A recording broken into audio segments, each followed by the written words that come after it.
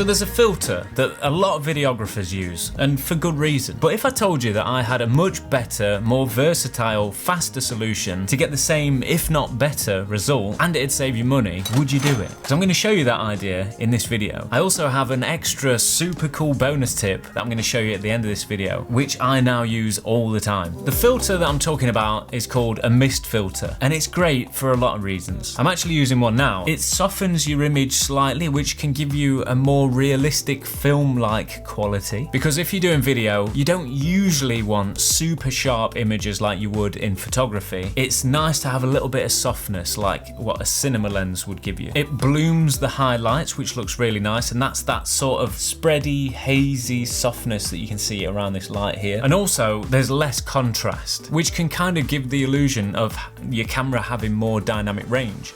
You know, obviously it's not doing that. You're getting more of a light spread over your entire image. Now the filters that I use are these Tide optics filters. I'll leave a link in the description, but they're super affordable and work just fine. They're available in different strengths, so you can choose how much of it you want or how subtle you want the effect to be. But there are some downsides to these filters, which is what makes my method so good. If you have different size lenses, you then have to buy different filters depending on which lens you're using. If you want different strengths, you've obviously got to buy all the different strengths that you might want. Again, more cost. But the biggest issue is once you film using one of these filters, you can't adjust it. You're stuck with whatever effect that you've gone for. What I'm gonna do is I'm gonna show you how to achieve the same effect after you've filmed, just using the free plugins that are in your video editor. Now I'm going to be using Final Cut Pro for this, but most video editors have this effect built in. You should be able to follow along with the same tips, it just might look slightly different. But by doing it in post afterwards, you get way more control and flexibility. Now I can't take credit for this tip because my friend Ed Prosser showed me how to do this. He's got an awesome YouTube channel, he's a fantastic videographer, just an all-round legend, and if you do subscribe to his channel, you're definitely going to learn a lot. So, well worth it. But first, we need some footage. So let me go and get Danny Boy to help so we can film some examples. Here he is, look. I ain't seen you in ages, man. How are you? Good, mate. Still going through my midlife crisis. What age do you have to be to have a midlife crisis? I don't know, I'm 31, so... In this last maybe 6 to 9 months, he's bought a full set of golf clubs because he was going to go golfing every weekend, a mountain bike, oh, there you go, a new car, a roof tent, look, there it is on there, look, cooking stove for when he goes camping, guitars that he was going to build. I'm built a guitar? I'm still building it. Well, that's good. My dad bought me a tool today so I could sand it. So good. What was the tool? Sandpaper. And show us your latest then. I'd like to introduce you to my new purchase. It's a mountain bike, but an electric one.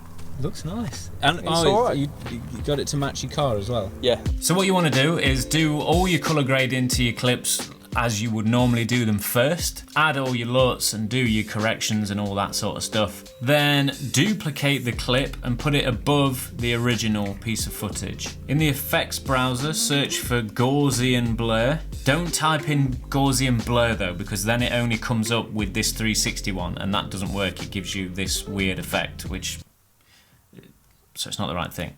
So make sure you just type in Gaussian and drag that one onto your footage. It gives you 4 parameters to change with this effect, but we're going to be using 5 parameters, and you'll see what I mean. So we've got the amount, the default is set to around 50. You can obviously go below that or above to add more strength if you want. Then we've got horizontal and vertical. That's basically the direction of the blur. So let me just turn vertical down and then horizontal all the way up. You can see that the blur direction is across like that. And this is really cool if you're trying to create a light streak type effect. For example, if something similar to if you're using an anamorphic lens. But you got to be careful with this because it gives almost like a motion blur effect to your footage that doesn't look very realistic, especially for video. And same for vertical, but obviously it just works the other way. Then we have the blur boost. So think of that like the spread, how far of that effect is being spread across the image. But then the 5th parameter we're going to change is the opacity, which is just in the normal transform window here. And that's basically going to allow us to blend in the amount of that effect. So obviously you can just have a play around with this and see what you like. Get whatever effects you want. But I'm going to show you how to use this properly. I'm going to show you the way that I would approach this that gives you the most authentic results. I keep the amount around 50, set the horizontal and vertical blur direction to around 16, then set the opacity to anywhere between 15 and 20%. Again, you can play with this to see what you prefer, but then bring up the blur boost to suit the effect. And this way, with the parameters set like this, it gives you the most natural look. That, to me, could have been filmed using a full strength mist filter. That looks really natural. There's nothing unusual about that. It doesn't look digital. You can choose to bring the amount up if you like, or down a little bit if you want less of that, but I feel like 50 looks really nice. Obviously you can go back and forth between these parameters and add more opacity, but bear in mind the opacity is going to soften your image more. So you still want detail in your image, you still want to see what's happening. It's the blur amount that is going to add more of that effect without taking away anything from the quality of your image. After all, you don't want to spend loads on a camera and then not be able to see anything because we've smashed it full of effects. Then just toggle on and off to see how strong that effect is, because sometimes you can go too far and you don't realise until you see the before and after. But I think that looks really nice. You know, if I want to be a little more subtle, I can bring it down slightly. Let's try it on this clip as well. So 50, 16, 16, 15, and then just bring that blur boost up. There we can see we're just adding a little bit of softness to that. You don't have to go crazy because there's no light sources in this shot. We don't want to add too much of that haze to the highlights because it just won't look real. But just a little bit of softness. Look, there's the before and after. Just a little bit of that effect without losing too much. Probably go a little bit lower. And the reason why we don't just use the top layer is because we don't want that full blur effect like this, because then the image is just blurry. It looks like there's a smudge on the lens or something and it's a different effect. We actually want to blend the two images together. And that's kind of like what a filter is doing. You've got the original image and then an opacity layer just on top. We need to see the original image underneath, like that. And that blends the two nicely. A couple of tips though to bear in mind if you do this. If you go too strong, it's gonna give you that cheesy 80s classic rock music video kind of dream sequence vibe, and it's just over the top. Unless you're going for that.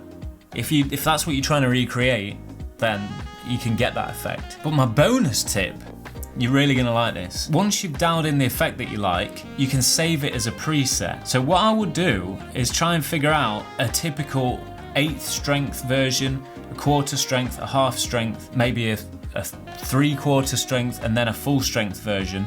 Save them all as presets. Mist filter. I'm going to give it a new category called mist filters.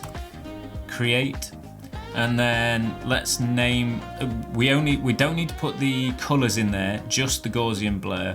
We don't need to put the transform in there. There. Okay, so we need to leave that ticked. So it's just the Gaussian blur and the compositing effect we need to put in. Let's call that, what's that, 1/2 strength. Let's save another one as 1/4 strength, and then for this example let's just do a full strength. So when we come to do it in the future, all we need to do is add that preset on nice and quick. So let's go for 1/4 strength. There you go, before and after. Look at that, simple. If you don't like that, take it off, try the 1/2 strength, a little bit stronger, take it off, full strength. There you go. Love it, I do. So it's like you've got a full set of these in your camera bag at all times, but without having to spend the money and also taking up space in your camera bag. Because if you're like me, you might even forget them when you most need them. I've never been on one of these before. Do you want to go? Go on then. Ride it like a bike. It's not hard. On here you've got 4 modes. Eco, Tour, EMTB, and then Turbo. Oh, turbo. Turbo. Am I going to shoot off? No. All it's doing then is it's just helping. Helping. Don't crash. This costs a lot of money. Yeah, go for it. Whoa! Electric shock. He's gone. But it's okay, because he's left me with his one wheel. I ain't gonna go on that. Last time I had to go on that, didn't end too well. Oh yeah, it's good, isn't it? That's good, isn't it? That's good fun.